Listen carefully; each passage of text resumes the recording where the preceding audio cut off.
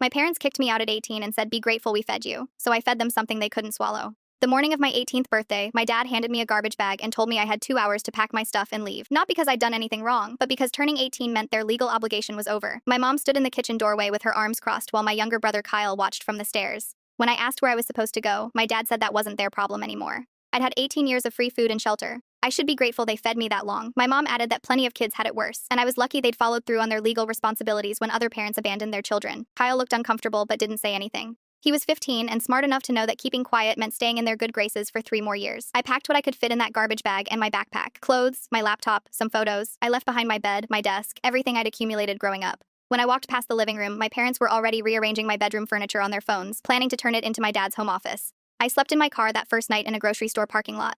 Then I stayed with my friend Marcus for a week until his parents said I needed to find somewhere else. I bounced between couches for 2 months while working double shifts at a sandwich shop, saving every dollar I could for a security deposit on a room somewhere. My parents changed their number after I left, blocked me on social media, and told extended family that I'd chosen to move out because I was ungrateful and wanted independence. My Aunt Rita was the only one who reached out. She let me stay in her garage apartment for cheap rent and didn't ask too many questions about why my parents had cut me off. She'd had her own problems with my dad, her older brother, and understood that some families were just broken in ways that couldn't be fixed. I worked 3 jobs that first year: sandwich shop in the mornings, retail in the afternoons, and night shifts doing data entry remotely. I slept maybe 4 hours a night and lived on ramen and whatever expired food the sandwich shop let me take home. But I saved money, enrolled in community college with financial aid, and kept my head down. Kyle texted me once from a friend's phone to say he was sorry, but he couldn't talk to me because it would make things harder for him at home. I understood. 5 years went by. I transferred to a state university, graduated with a degree in accounting, and got hired at a mid-sized firm. Nothing fancy, but stable income and benefits. I moved into a decent apartment, paid off my car, started building a life that didn't include the people who'd thrown me away the moment I became inconvenient. Then last month, I got a call from Kyle. He was 20 now, had just moved out for college, and wanted to reconnect. We met for coffee, and he told me what had been happening at home. Turned out my parents had been running a small business, doing bookkeeping for local companies. Nothing huge, but steady income that supplemented my dad's regular job. Kyle said they'd been struggling lately. Some clients had left, money was tight, and they were talking about possibly losing the house. He felt guilty for staying quiet when they kicked me out and wanted to make things right now that he was free. I asked him specific questions about their business, client names, how they handled invoicing, their tax filing procedures. Kyle answered without really understanding why I was asking. See, my job for the past 2 years had been investigating financial fraud for small businesses, and based on what Kyle was describing, my parents had been doing some very illegal things with their clients' money. Mixing personal and business accounts, underreporting income, writing off personal expenses as business costs. I spent 3 weeks quietly gathering information, public records, state business filings, cross-referencing client names Kyle had mentioned. Then I submitted an anonymous report to the IRS with detailed documentation of their fraudulent activity.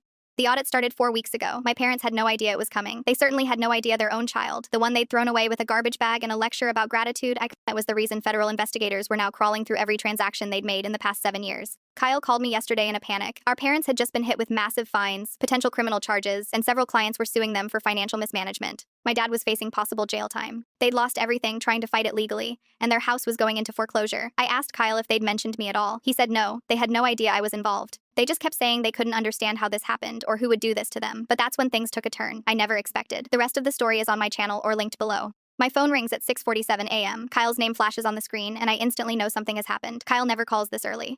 "They're completely ruined," he says, before I can even say hello. His voice is shaking. "Mom was crying all night. Dad keeps saying they'll lose everything. But I sit up in bed, my heart racing with a mixture of satisfaction and something else I can't quite name. What happened exactly? The IRS froze all their accounts yesterday. A lawyer says they might have to sell the house just to cover the legal fees. Kyle's voice cracks. I didn't think it would get this bad this fast. I take a deep breath. "Let's meet. Are you free for coffee today?" We agree to meet at a small cafe downtown, one where my parents would never go. It's the kind of place that serves avocado toast and charges $6 for coffee. Not their scene. When I arrive, Kyle is already there, hunched over a mug, looking like he hasn't slept. He's grown since I last saw him 2 weeks ago. Or maybe it's just that the weight of what's happening has aged him somehow. "They're selling everything," he says as I sit down. "Dad's golf clubs, mom's jewelry. They even put their car on Craigslist last night." I nod, sipping my coffee. "Tell me everything." Kyle explains how the IRS agents showed up without warning, how they spent days going through every record, asking questions about transactions from years ago that my parents couldn't properly explain. How the clients started calling one after another, demanding answers about discrepancies in their accounts. "Aunt Cynthia says it's their own fault," Kyle continues, running his hands through his hair. "She told Mom they should have been more careful with their bookkeeping. Uncle Steve said they've been living beyond their means for years, and this was inevitable. The extended family turning on them is an unexpected bonus. I hadn't factored that into my plan. Dad keeps saying someone must have tipped off the IRS, that someone had it out for them." Kyle looks up at me, and for a terrifying second, I wonder if he suspects, but his eyes hold only confusion and pain. But who would do that? Who even knew enough about their business to report them? I shrug, the picture of innocence. People get audited randomly all the time. Kyle stares into his coffee. There's something else. He hesitates, and I can see him wrestling with whether to tell me. "They asked about you." My heart skips. "What about me?" "They wanted to know if I thought you might." He can't finish the sentence. Might what, Kyle? If you might be able to loan them some money, the words tumble out in a rush. They know you're doing well with your accounting job. Dad said maybe you could help them with the legal fees, at least until they sort everything out. I lean back in my chair, a cold smile spreading across my face before I can stop it. 5 years of silence, and now they want my money. The perfect symmetry of it is almost poetic. What did you tell them? I ask, keeping my voice neutral. I told them I'd ask you, but Kyle looks miserable. I know it's not fair. After what they did to you, I just didn't know what else to say. I reach across the table and squeeze his hand. It's okay. You're caught in the middle. You always have been. Kyle looks at me gratefully. What should I tell them? I consider my next words carefully. This is just the beginning, after all. The first chapter in a much longer story of consequences.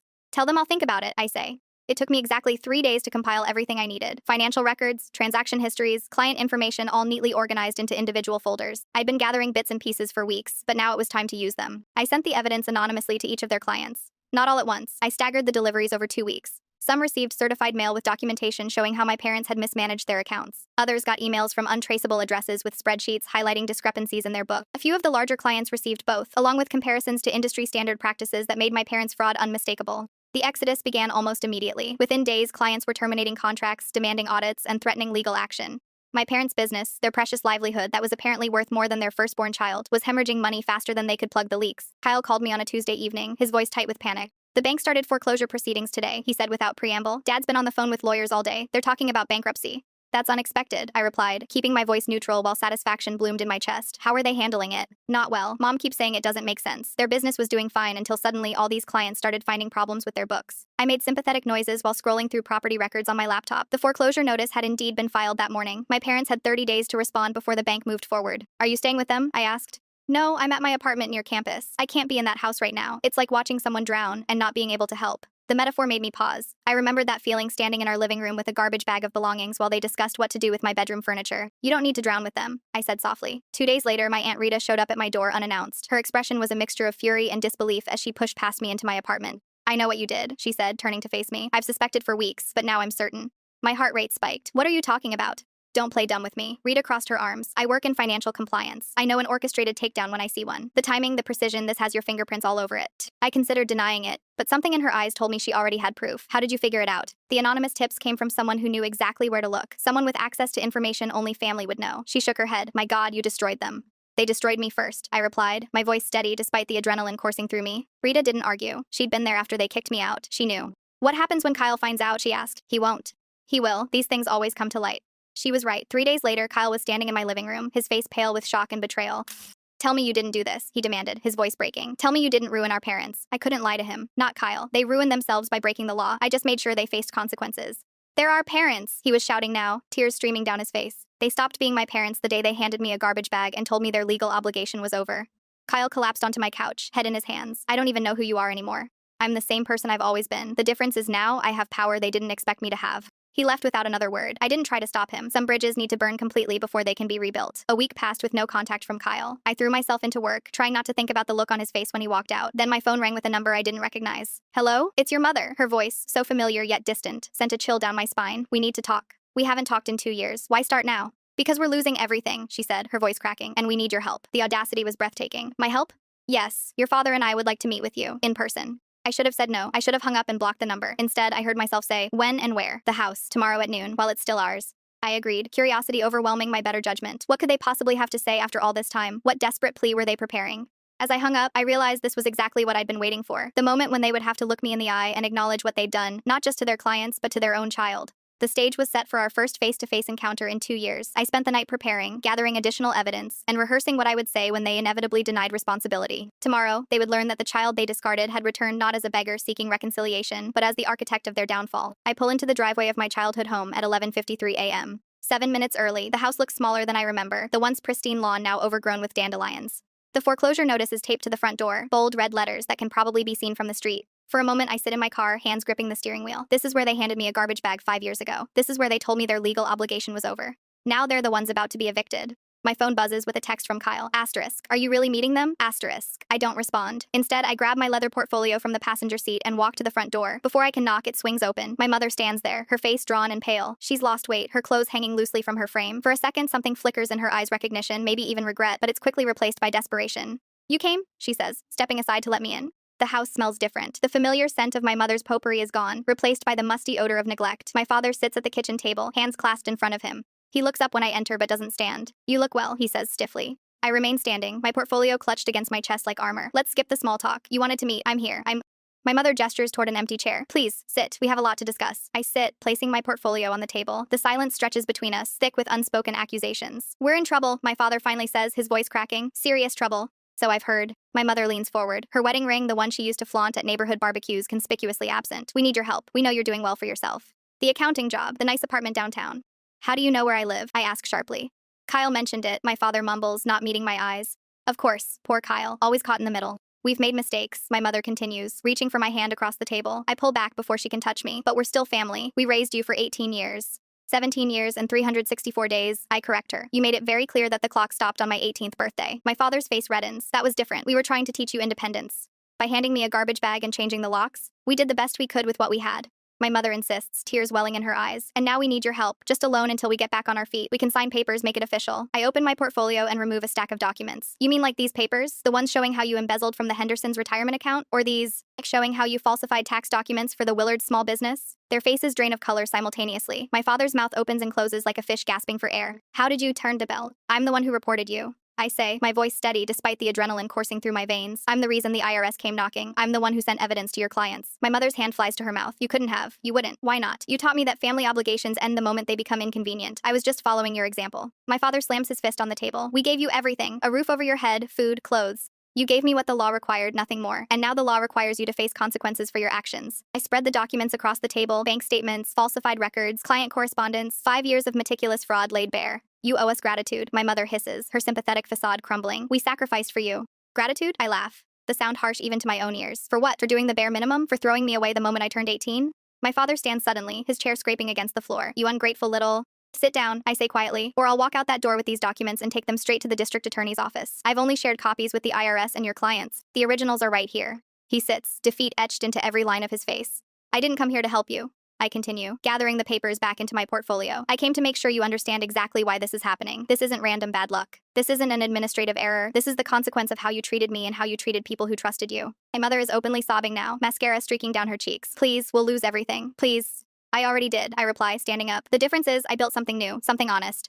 As I walk toward the door, my father calls after me, his voice breaking. You can't just leave us like this. I turn back one last time, meeting his eyes. Why not? You showed me how. The door closes behind me with a soft click, so different from how they slammed it shut 5 years ago. In my car, I finally text Kyle back, asterisk. It's done. Call me when you're ready to talk, asterisk. I drive away from my childhood home for what might be the last time, the weight on my shoulders somehow lighter than when I arrived. The courthouse is smaller than I expected. I sit in the back row, watching my parents enter with their public defender. They couldn't afford a private attorney after everything collapsed. My father's shoulders are hunched, his once proud posture broken. My mother keeps her eyes on the floor, avoiding the stares of former clients scattered throughout the gallery. Kyle sits beside me, his knee bouncing nervously. He moved into my spare bedroom 3 weeks ago, after the electricity was shut off at our parents' house. The foreclosure was finalized last Friday. I still can't believe this is happening, he whispers, as our parents take their seats at the defense table. Believe it, I reply, opening my portfolio. Inside are copies of every document I've collected, a paper trail of their financial crimes spanning 7 years. The prosecutor has the originals now. The judge enters and everyone rises. As we sit back down, I catch my father looking over his shoulder at me. His expression is a mixture of hatred and disbelief. I meet his gaze steadily until he turns away. The proceedings are surprisingly quick. My parents plead guilty to multiple counts of tax evasion and fraud as part of a deal to avoid the maximum sentence. The judge asks if they have anything to say before sentencing. My father stands, his voice barely audible. We made mistakes. We're not criminals. The judge looks unimpressed. Mr. and Mrs. Thompson, you systematically defrauded clients who trusted you with their finances. You stole from people who considered you friends. That is the definition of criminal behavior. My mother starts crying, the same theatrical tears she used when asking me for money. The judge continues, unmoved. I sentence you both to 36 months in federal prison, followed by 5 years of supervised release. You will make restitution to your victims in the amount of $427,000. The gavel comes down with finality. As they're led away, my mother turns and looks directly at me. There's no remorse in her eyes, only accusation. Even now, she refuses to acknowledge what they did to their clients or to me. Outside the courthouse, Kyle is quiet as we walk to my car.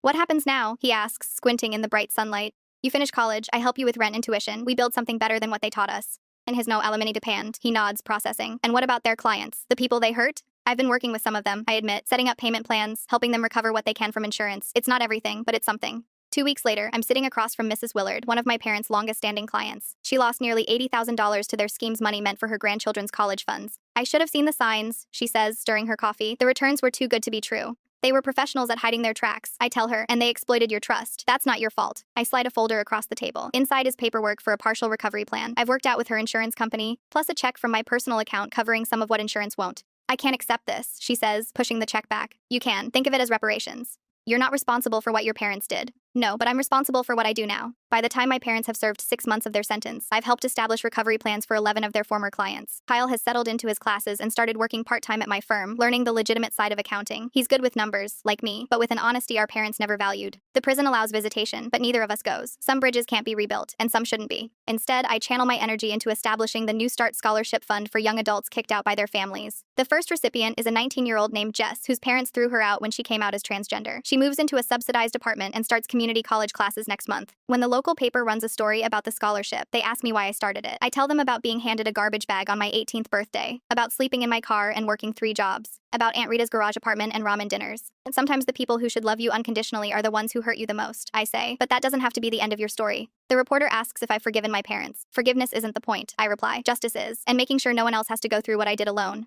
The article runs with a photo of me and Kyle standing outside my office building. He has his arm around my shoulders, both of us smiling. It's the first genuine smile I've had in a photo since before I turned 18. That night, Kyle and I eat takeout on my balcony, watching the city lights come on as the sun sets. Do you ever wonder if we'll be okay? He asks. After everything? I hand him an egg roll. We already are.